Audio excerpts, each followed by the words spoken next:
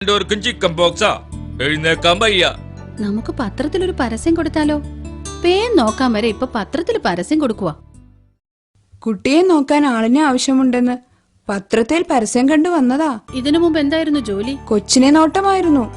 കുട്ടിയുടെ അമ്മയും അച്ഛനും ഉദ്യോഗസ്ഥരാ. പിന്നെന്താ അവിടുന്ന് പോന്നേ? ഓ, എന്നാ പറയാനാ ചേച്ചി.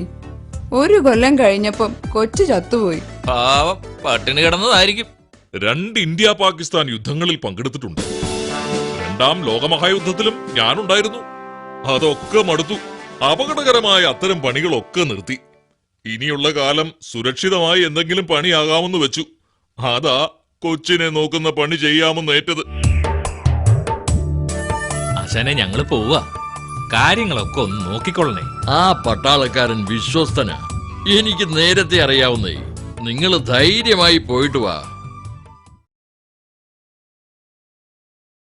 ആഹാ, യാത്രയൊക്കെ കഴിഞ്ഞ് എത്തിയോ?